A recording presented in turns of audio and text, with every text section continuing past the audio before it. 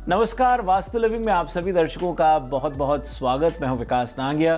दर्शकों, हमारा पिछला जो एपिसोड था एक्सीडेंट और वास्तु, उसको लोगों ने बहुत अच्छे तरीके से सुना और जो हमारी वास्तु और फंग शुई कंसल्टेंट पल्लवी जी का सुझाव था कि मिरर का किस तरह से प्रयोग होना चाहिए, इलेक्ट्रिकल पैनल कहाँ पर हों, किस तरह से रिफ्लेक्शंस पड़ती हैं और उनका किस तरह से खामियाजा हो जाता है, उन सब बातों को आपने गौर किया, नोट किया। यहाँ तक कि कुछ लोगों ने हमें ईमेल्स भेजे और ये बोला कि क्या आप मिरर को सही तरीके से उसका सदुपयोग कैसे कर सकते हैं, ये भी हमें बताइए। क्योंकि बहुत से लोगों को लगता है कि वास्तु और मिरर का गहरा संबंध तो है, लेकिन मिरर वो जाने अनजाने कभी एंट्रेंस डोर के पास लगा लेते हैं, अलग अलग जगहों पे लगा लेते हैं, उन्हें सही उसका फ़ायदे नुकसान नहीं मालूम। इसी को एक विषय अनुसार रखते हुए आज हम अपनी वास्तु और फंग शुई कंसल्टेंट पल्लवी जी से मिरर एंड वास्तु विषय पर बातचीत करेंगे।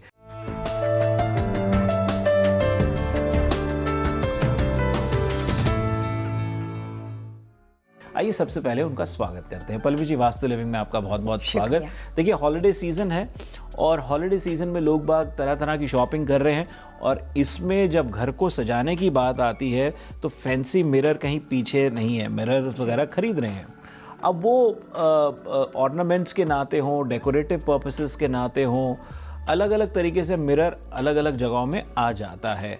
हमारा जो आज का विषय है मिरर एंड वास्तु, क्या कहेंगे उसके बारे में?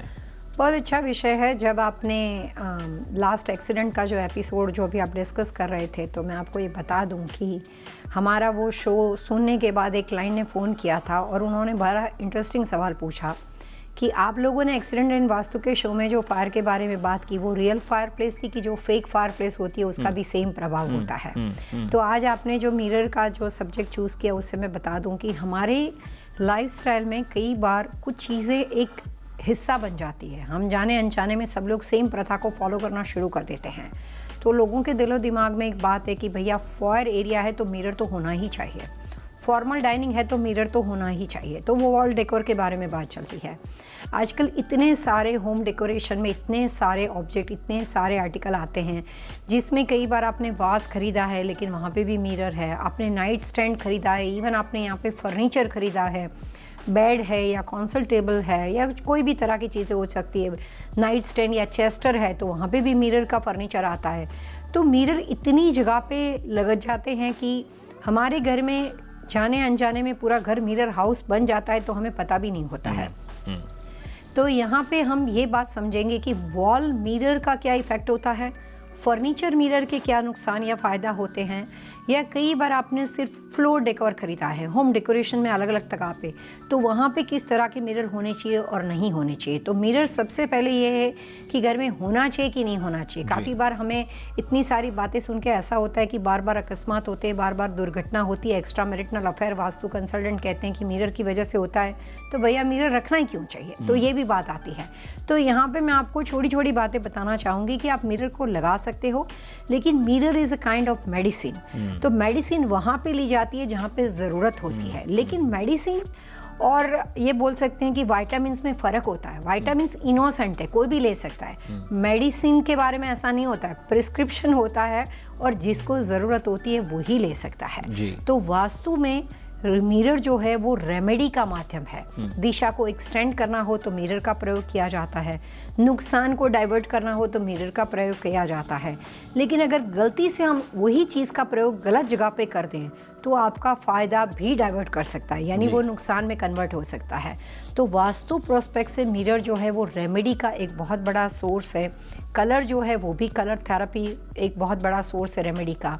तो इसीलिए जो रेमेडियल साइंस में मिरर का प्रयोग किया जाता है और वो चीज़ जाने अनजाने में आम आदमी अपने घर में लगा देता है, तो फ़ायदा नुकसान कहीं कोई चीज़ खामियाजा हो सकता है। जी पल्लवी जी, आपने जब प्रिस्क्रिप्शन वाली बात करी तो अमेरिका में तो तकरीबन सभी लोग इस बात को समझते हैं कि भाई ये ओवर द काउंटर वाली एक चीज़ होती है और एक प्रिस्क्रिप्शन की बात ही है। ओवर द काउंटर में मतलब मेरा ये था कहने का कि बहुत से लोग मिरर जो है वो शॉपिंग में जाते हैं, fancy mirror over the counter समझ लीजिए। अब जो औषधि यानी कि प्रिस्क्रिप्शन मेडिसिन की तरह यूज करने वाला है तो एक वो स्पेसिफिक पर्पस के लिए है और जिसका जाने अनजाने नुकसान हो जाता है।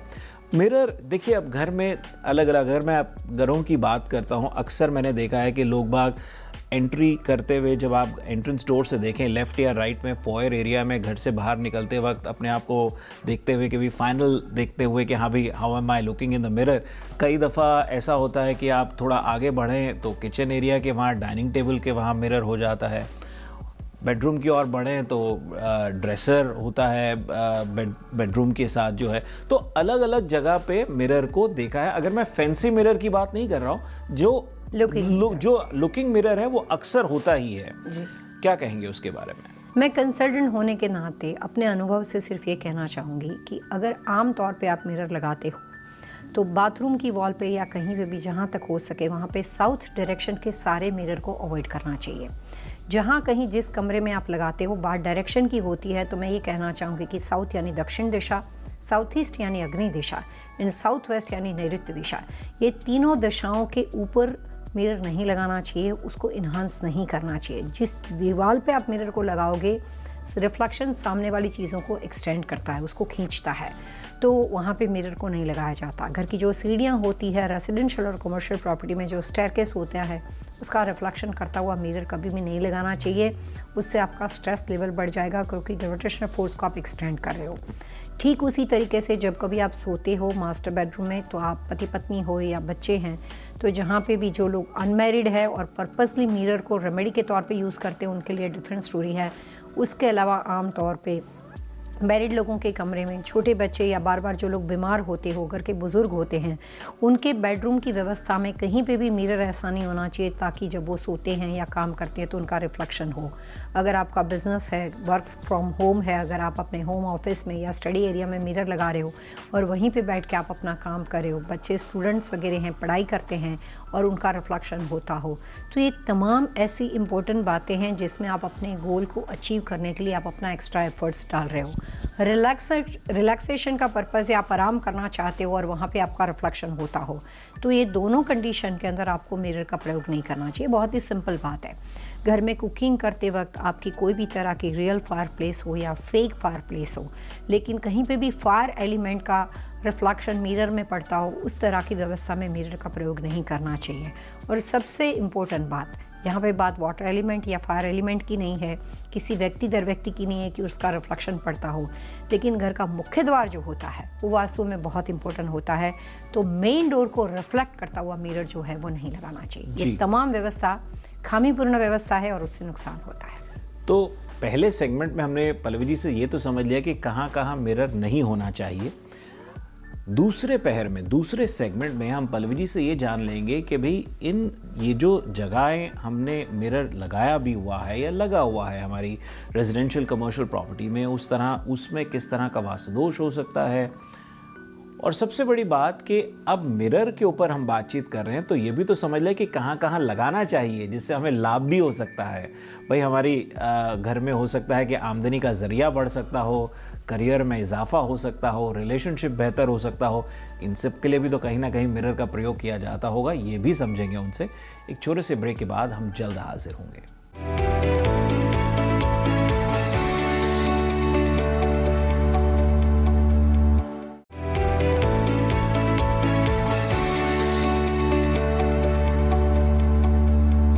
वास्तु लिविंग में आप सभी दर्शकों का एक बार फिर से स्वागत। मैं विकास नांगिया। दर्शकों, आज हम अपनी वास्तु और फंग शुई कंसल्टेंट पल्लवी जी से बातचीत कर रहे हैं मिरर एंड वास्तु विषय पर।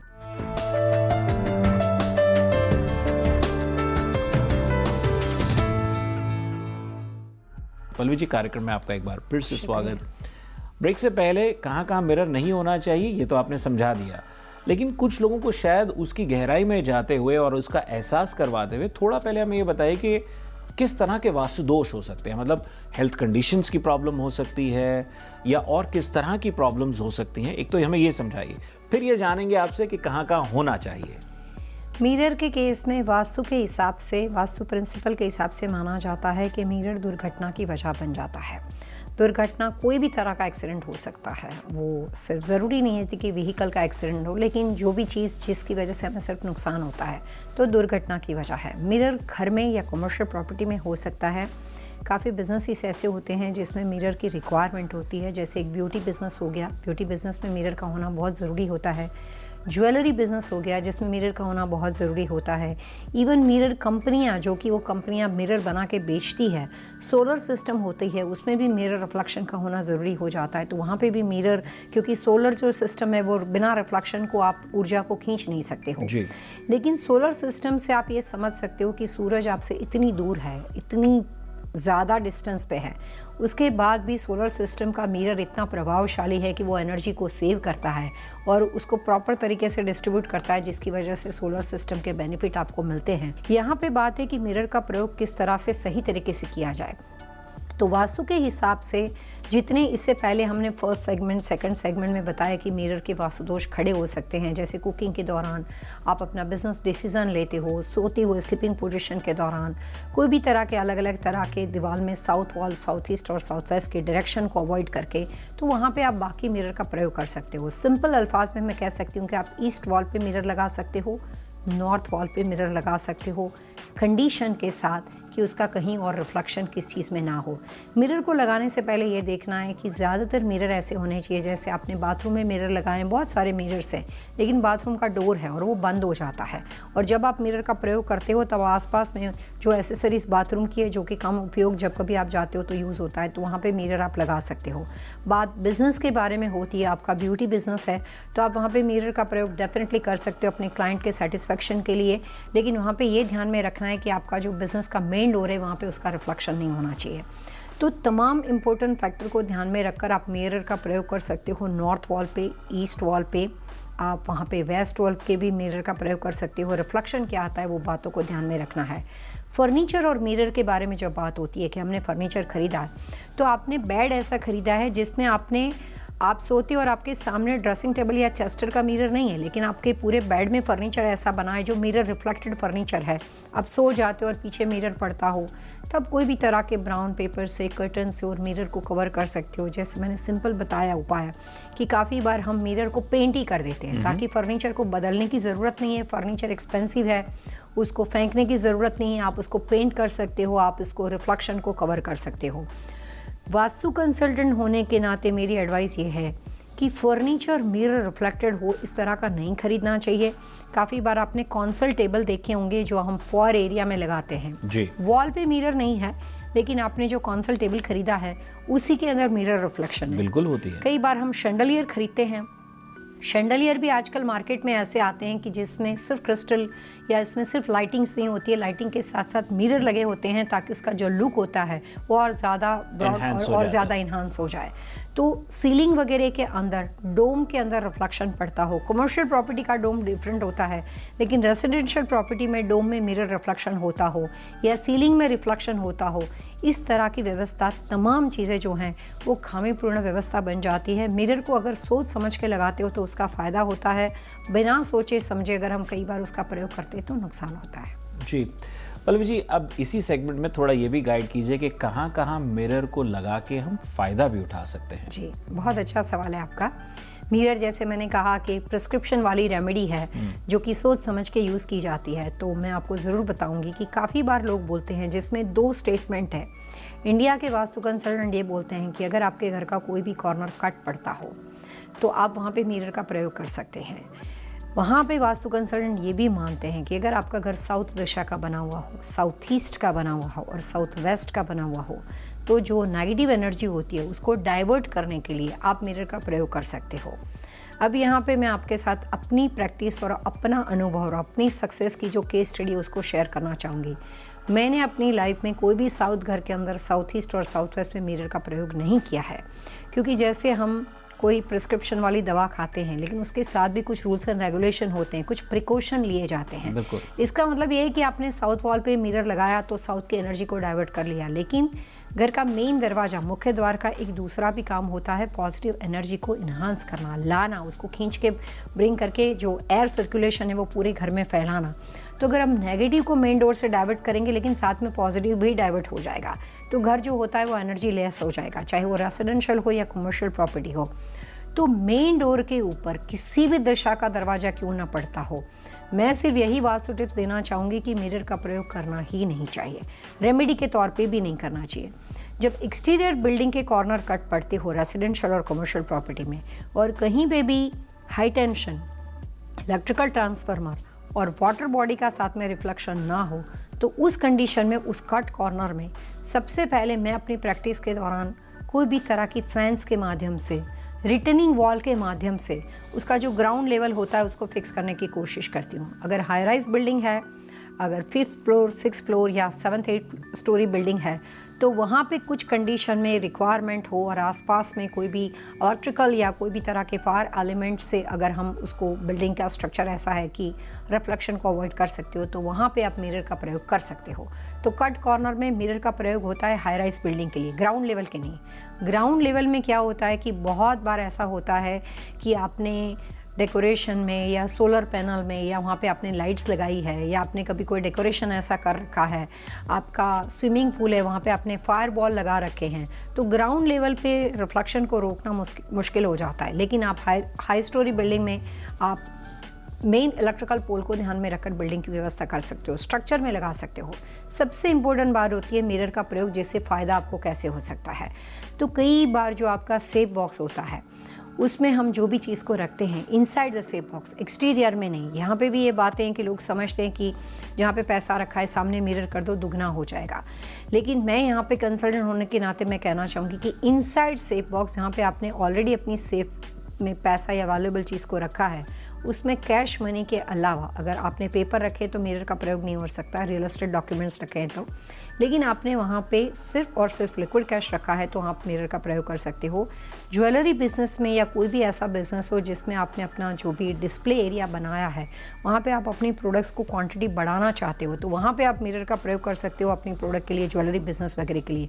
वो तमाम जगह पे मिरर जो होता है वो आपके लिए फ़ायदे का काम करता है। इवन एग्जीबिशन के अंदर जब आप टेम्पररी कोई चीज़ को डिस्प्ले करते हो, 3 या 4 दिन के अंदर आपको वहाँ पे उसका बेनिफिट लेना है, और वहाँ पे आपने रिटेल प्रोडक्ट का डिस्प्ले किया हो, तो वहाँ पे भी आप सोच समझ के मिरर का प्रयोग कर सकते हो, जिसका रिफ्लेक्शन सिर्फ आपके प्रोडक्ट को बढ़ाने का काम करता हो। यानी कि वहाँ पे जो भी उनका एक्सेस या जो भी उनका फेसिंग या डायरेक्शन है उसको नहीं बढ़ाता है, लेकिन छोटे छोटे लुकिंग मिरर है जो सिर्फ आपकी प्रोडक्ट को बढ़ाते हैं और जिससे आपका स्टॉक दुगना दिखता हो। तो ये तमाम कंडीशन में आप मिरर का प्रयोग कर सकते हो। बहुत अच्छा सुझाव पल्लवी जी आपकी ओर से। दर्शकों, एक और छोटा सा ब्रेक के उस पार पल्लवी जी से जानेंगे टिप ऑफ द वीक और आज के विषय पर बातचीत को आगे बढ़ाएंगे। बहुत जल्द हाजिर होंगे।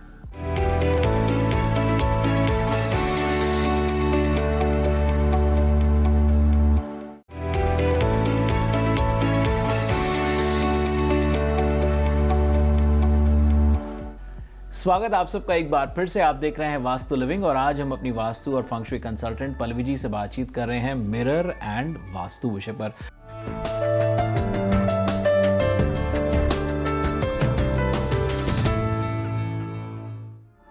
पल्लवी जी, कार्यक्रम में आपका एक बार फिर से स्वागत। यहां आपसे प्रथानुसार जान लें टिप ऑफ द वीक।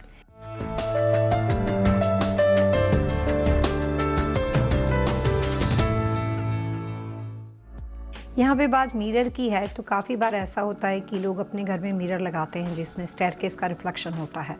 तो मैं ये कहना चाहूँगी कि जहाँ भी बच्चे पढ़ाई करते हैं या कोई भी तरह का हैवी यानी कि बीम या पोल बनता हो, कॉलम पड़ता हो, तो उस तरह की व्यवस्था में मिरर नहीं लगाना चाहिए। कई बार हमारे घर में बार बार हेल्थ इश्यू हो जाते हैं, छोटी मोटी चीज़ पे हमें कई बार नुकसान होते हैं।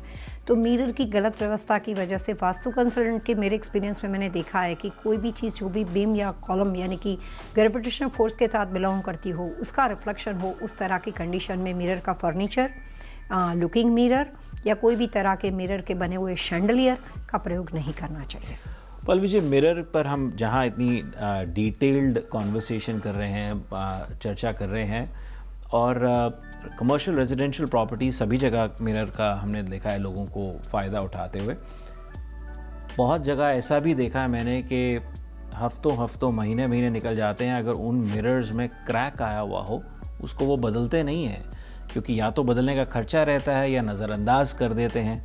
लेकिन ऐसा कहा जाता है कि भी दूषित इस तरह की मिरर हो तो उसको जल्द से जल्द बदल लेना चाहिए। एक तो ये कि एक्सीडेंट वैसे ही हो सकता है, हाँ। और दूसरा ये कि उसके कुछ और परिणाम, दुष्परिणाम हो सकते हैं वास्तु अनुसार, वो क्या हो सकते हैं वो गाइड कीजिए। बहुत अच्छा सवाल पूछा आपने। मैं आपके साथ एक बात अपनी शेयर करना चाहूँगी कि मेरे क्लाइंट है, उन्होंने अपने ऑफिस का एक टेबल खरीदा था जिसका टेबल का टॉप था उसमें मिरर रिफ्लेक्टेड था, उसके ऊपर एक ब्लैक कलर का ग्लास टॉप बना हुआ था। और आपको मालूम है कि जो ब्लैक ग्लास का फर्नीचर होता है वो हमेशा रिफ्लेक्टेड होता है, आप उस पर काम करते हो उसमें रिफ्लेक्शन आती है। बिल्कुल।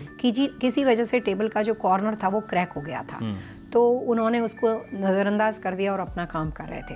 कुछ टाइम के बाद, सिर्फ मैं ये नहीं कहना चाहूँगी कि सिर्फ इतनी वजह से बिज़नेस में प्रॉब्लम थी, और भी काफ़ी सारी वजह थी उनके बिज़नेस के अंदर। तो पूरा जब एनालिसिस किया गया तो उसमें सारे वास्तु दोष के अलग अलग तरह की बातों इनके बताई गई कि भैया इतनी इतनी गलतियां हैं इस प्रॉपर्टी में एनालिसिस करने के अनुसार। तो उसमें ये भी बात रिव्यू करने में आई कि आपको अपने ऑफिस का टेबल बदल देना चाहिए। तो उन्होंने पूछा क्यों, तो मैंने कहा कि ये मिरर आपका टूटा हुआ है। तो बोलते हैं लेकिन वो तो कॉर्नर में टूटा हुआ है ना, बीच में तो सही है। तो कई बार क्या होता है कि वास्तु के अनुसार एक सिंपल रूल्स एंड रेगुलेशन है जो वास्तु प्रिंसिपल में आता है कि घर में कोई भी तरह का टूटा हुआ मिरर या क्रैक हुई चीज़ों को नहीं रखना चाहिए। शायद सेफ्टी पॉइंट ऑफ व्यू से भी ये बात बहुत इंपॉर्टेंट होती है, और टूटी फूटी चीज़ या ब्रोकन चीज़ों को रखने से आपके पास अपनी जो भी पॉजिटिव या आने वाली जो भी तरह की अपॉर्चुनिटी होती है वो आपकी एक ब्रोकन चीज़ आपकी 10 पॉजिटिव अपॉर्चुनिटी को आपसे दूर कर देती है। तो कोशिश करनी चाहिए कि ब्रोकन चीज़ में चाहे फर्नीचर हो या कोई भी तरह के मिरर के बने हुए आपके पास कोई भी तरह के वॉल डेकोर या फ्लोर डेकोर हो, अगर वो टूटे हुए हो, उसके कॉर्नर टूटे हुए, उसको जोड़ के ग्लू करके लगाने के बजाय उसको फेंक देना चाहिए। किसी और को भी ग्लू करके देने की ज़रूरत नहीं, उसको फेंक देना चाहिए और आप नया बाय कर सकते हो।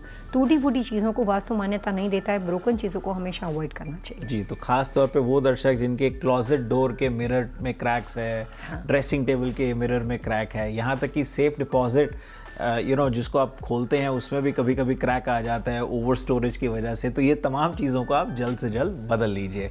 दर्शकों, वास्तु लिविंग के आज के एपिसोड में इतना ही। यदि आप पल्लवी जी से संपर्क करना चाहते हैं तो आप लॉग ऑन कर सकते हैं pallavichilawada.com पर, और यदि आप हमारे माध्यम से उनसे संपर्क करना चाहते हैं तो आप हमें लिख सकते हैं vastu@tvasiausa.com, दैट्स VAASTU@tvasiausa.com।